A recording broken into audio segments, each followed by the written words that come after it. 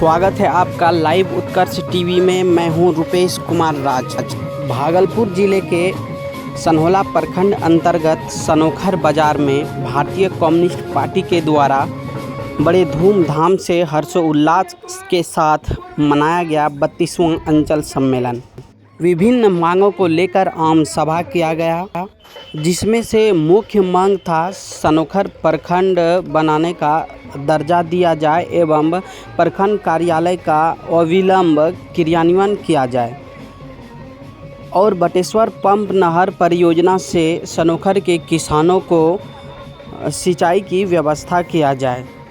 इसके साथ ही सनहोला प्रखंड को कहलगांव एनटीपीसी कमांड एरिया क्षेत्र में शामिल करने की बात भी रखी गई। भारतीय कम्युनिस्ट पार्टी के 32वां अंचलन सनोखर में किया गया, जिसमें मुख्य वक्ता था कॉमरेड संजय कुमार, पूर्व विधान पार्षद बिहार, कॉमरेड सुधीर शर्मा, जिला मंत्री Bharatiya communist party Bhagalpur, comrade Sanjeet Suman, राज्य अध्यक्ष नौजवान सभा भागलपुर। इनके अलावे और भी कई वक्ता मौजूद थे। इसका शुरुआत हजारों कार्यकर्ताओं के साथ पैदल मार्च करके मुसहरी टोला स्कूल पहुंचा, जहां भारतीय कम्युनिस्ट पार्टी के द्वारा झंडोत्तोलन किया गया एवं पुनः वहां से निकलकर पूरे सनोखर बाजार का हजारों कार्यकर्ताओं के साथ पैदल मार्च किया गया। कई तरह के गगनभेदी नारे लगाए गए। इस आम सभा में अहम बात ये रही कि सनोखर पंचायत के वर्तमान पंचायत समिति बचनेश्वर चौधरी के द्वारा भारतीय कम्युनिस्ट पार्टी की सदस्यता ग्रहण करने का ऐलान भी किया गया। आम सभा समाप्त होने के बाद 32वां अंचल सम्मेलन का सेशन प्रारंभ हुआ। विभिन्न मुद्दों को लेकर बहस हुआ एवं कई मुख्य एजेंडे को पास किया गया, जिसमें से मुख्य था सनोखर प्रखंड को प्रखंड कार्यालय का क्रियान्वयन करने के लिए लंबी लड़ाई लड़ी जाएगी एवं सनहोला प्रखंड को एनटीपीसी कमांड एरिया में शामिल करने का बिगुल फूंका जाएगा। इसके अलावे और भी कई तरह के प्रस्ताव पास किए गए। सम्मेलन सेशन के अंत में भारतीय कम्युनिस्ट पार्टी का 25 सदस्यीय अंचल कमेटी गठित किया गया, जिसमें अंचल मंत्री के रूप में मिहिकलाल यादव एवं सहायक अंचल मंत्री के रूप में तिलकधारी पासवान को सर्वसम्मति से चुना गया। चुने गए नवनिर्वाचित अंचल मंत्री एवं सहायक अंचल मंत्री ने बताया कि पार्टी की अहम पद हम लोगों को दिया गया है और हम लोग इसका निस्वार्थ भाव से पार्टी को आगे बढ़ाने का काम करेंगे। देखिए, भागलपुर जिले के सनहोला से ब्यूरो चीफ रुपेश कुमार राज की खास रिपोर्ट।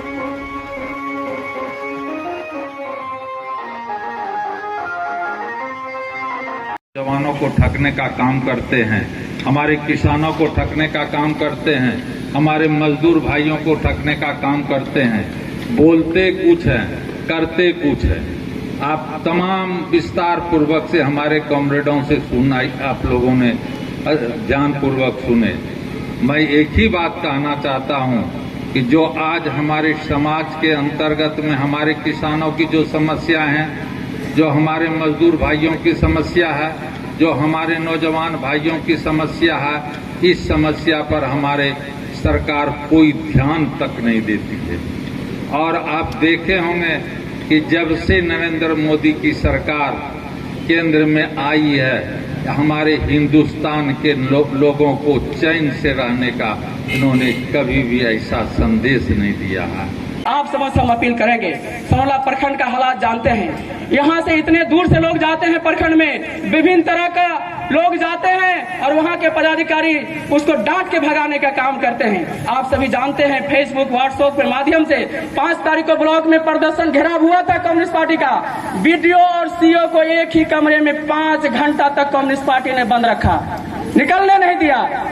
भाग रही थी वीडियो, उसको ग्रामीण बैंक के पास सनहौला बाजार में सैकड़ों की तादाद में घेर करके उसको उतारने का काम किया और डर के मारे नहीं उतर रही थी। महिलाओं ने घेर के उतारने का भी कोशिश किया और फिर पुलिस के घेरे में वो वहां पर पहुंची। फिर भी हम लोग कहे कि जनता के बीच आइए, जनता के बीच नहीं आई। अंत में कह रहे थे आप ही लोग आइए, हम लोग भी बोले नहीं जाएंगे और उसको 5 घंटा के बाद सोचा चला जाएगा। लेकिन हम लोग जब कोई लड़ाई ठानते हैं तो हम लोग छोड़ते नहीं हैं।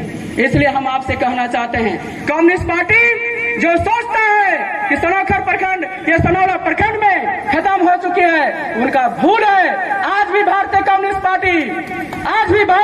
पार्टी के सिवा कोई पार्टी आंदोलन नहीं करता है। जनता भाड़ में जाए, जनता डूबे मरे, कुछ भी हो जाए, अफसर उसको पीटे या भगा दे, डांट के भगा दे, कोई विधायक सांसद का मतलब नहीं है, कोई प्रमुख का मतलब नहीं है। हम दाद देना चाहते हैं, हम नमन करते हैं कामरेड नरसिंह महतो को। जब हम छोटे थे, हमारे दादाजी कामरेड सियाराम महतो प्रखंड में ले जाया करते थे, कभी तो उनको देखे थे। उनके नाम को सुनते ही जितने भी प्रखंड के पदाधिकारी और पियून वो पहले कह देते थे प्रमुख सब आ रहे हैं, सब लोग साइलेंट हो जाते थे। आज प्रमुख का स्थिति यह है प्रखंड में, बिहार में अन्य जगह, वो वीडियो को सर करता है और पीछे पीछे चलता है। यह स्थिति है, क्यों मानेगा? इसलिए हम कहना चाहते हैं कि जनप्रतिनिधि कोई रहे, सड़क का सांसद कम्युनिस्ट पार्टी का एक एक कार्यकर्ता विधायक और सांसद होता है। आप सभी विधायक और सांसद का रोल करना पड़ेगा। अगर अपना हक पाना है तो आपको अपने ऊपर भरोसा रखना होगा। आप सभी विधायक और सांसद हैं, आप ये समझिए तभी यह मुकाम को हासिल किया जा सकता है। इसलिए साथियों, हमारे बीच बहुत सारे वक्ता है, हम इतने से कहना चाहेंगे। एक कवि थे, मगही के कवि थे, उसने कहा कि जुल्म बरले तो दुश्मन बरले तो हो बढ़ी जा, दुश्मन बरले तो हो बढ़ी जा, जुल्मी के सीना पर चढ़ी जा, घुट घुट के कहना मरबा, घुट घुट के कहना मरबा, अब मरना थे। हालात वो हो गया कि दिनचर्या जो नित दिन कहते हैं, कमाते हैं, कल के बारे में फिर सोचते हैं कि कल काम मिलेगा तो काम करेंगे, तब खाएंगे, नहीं तो क्या खाएंगे, पैसा लेना होगा। उनके हालात को क्या समझे? देश का परिस्थिति ऐसा हो गया है, फिर भी हमारे किसान मजदूरों का लोन माफ नहीं हो रहा है। लोन माफ पूंजीपतियों का हो रहा है। 72,000 करोड़ रुपया अडानी और अंबानी को माफ किया।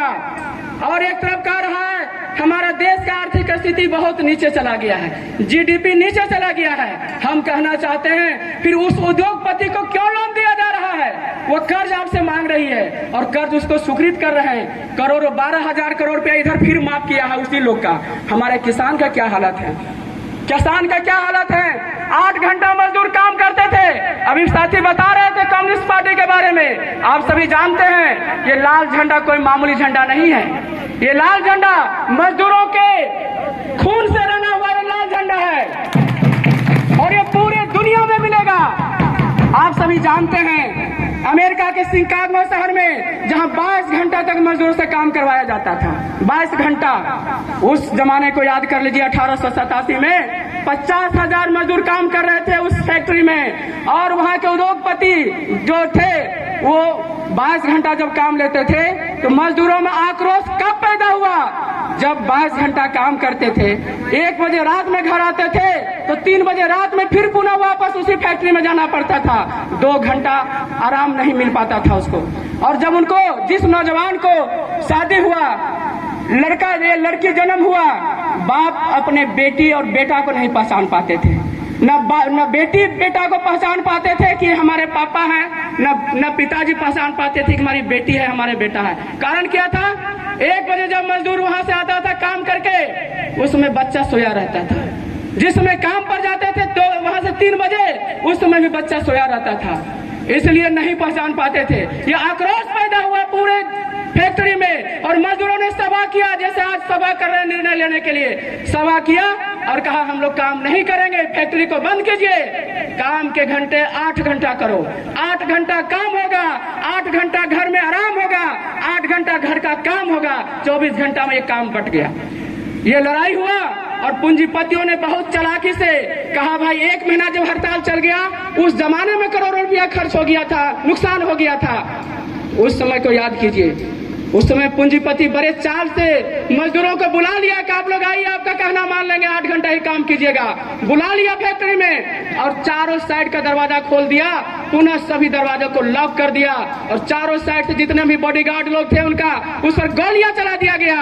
और वहां पर हजारों लोग एक दिन में शहीद हुए और खून वो छटपटाते हुए जिस नाले से गंदा पानी फैक्ट्री का गिरता था उसमें खून का धार बहने लग गया और उसी में से छटपटाते छटपटाते मजदूर उस फैक्ट्री से, बंद फैक्ट्री से वो बाहर निकल गया और वही मजदूर अपना निकल करके अपने लथपथ खून से एक बगल का कपड़ा फाड़ दिया और वो झंडा लहरा दिया और कहा हम तो इस दुनिया से जाएंगे लेकिन ये लाल झंडा पूरे हिंदुस्तान में खबर जाएगा और पूरे दुनिया में 8 घंटा काम होगा। ये पूरे दुनिया में हम लोग नारा लगाते हैं, कम्युनिस्ट पार्टी का लोग, दुनिया के मजदूरों एक हो, यही नारा लगाते हैं। दुनिया के तमाम देशों में संदेश गया, भारत में भी आया, भारत में भी हजारों लोग शहीद हो गया लड़ाई में कि 8 घंटा ही हम काम करेंगे, 12 घंटा 15 घंटा नहीं करेंगे।